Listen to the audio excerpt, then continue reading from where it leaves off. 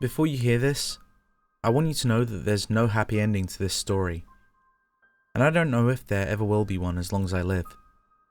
I'm a nervous wreck who's afraid of his own shadow, and no amount of medication will ever fix that. I guess I'm getting a bit ahead of myself. It all started 4 years ago. Let me tell you now, those were the glory days.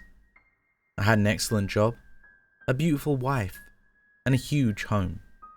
We even had a child on the way. But it was too good to last. One night I was working a little later than usual. It was a cool Tuesday. I remember that because it had been a scorching hot summer that year, and this seemed to be the only cool day in weeks. The office slowly started to empty as people packed up for the night, while I was stuck at the computer finishing up my report. Eventually the office became completely barren, as no one but myself remained. I looked at my watch. I believe it was around 12:45 AM, but that's not important.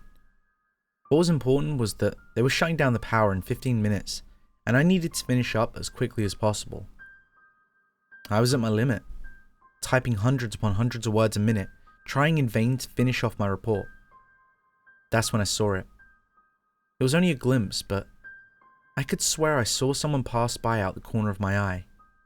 It was strange since the last person in the room was my manager, and he was only there to tell me the power was going out and that he was leaving. I became unsettled and felt as if I should leave, so I decided to come in early to finish my report. I shut down the computer and looked back at my watch. It was getting close to 1 AM, so I grabbed my stuff and rushed out the door towards the elevator, when I saw that same movement. This time, I spun around to see what it was, but nothing was there. So I just sighed and pushed down the button. I heard the noise of the elevator growing close, but all of a sudden the power cut out. I slammed my fist against the metal elevator door in protest.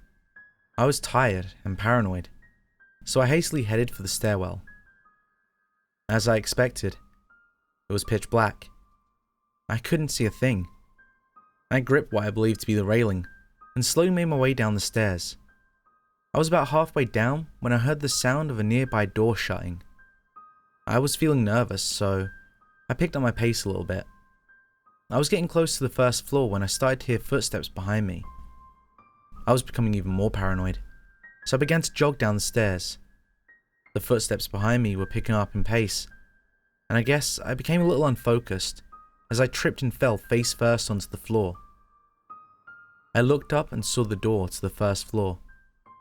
The footsteps sounded as if they were getting closer, so I scrambled onto my feet and ran through the door as fast as I could. I sprinted through the lobby and made it to the main doors. I then felt a wave of relief come over me as I attempted to catch my breath. I felt a bit silly, really. I thought to myself that it was probably just the caretaker, and laughed at the thought of me being scared of a caretaker. I opened the glass doors and walked out onto the sidewalk. It was drizzling just a bit, and I forgot my rain jacket at home.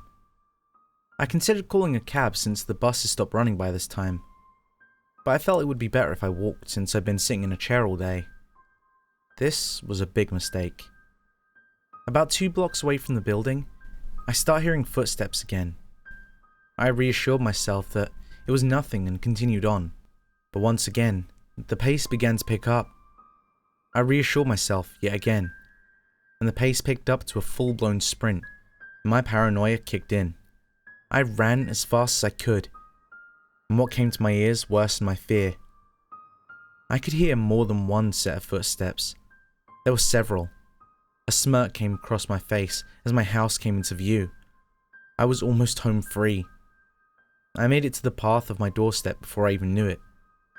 But my smirk faded as my foot got caught in a stone, and once again I came plummeting towards the ground. I turned my head for just a moment I won't soon forget, and there were 5 men in overcoats and shades standing close behind me. I backed up towards the door, and I stared into their blank faces. That's when my back hit the door.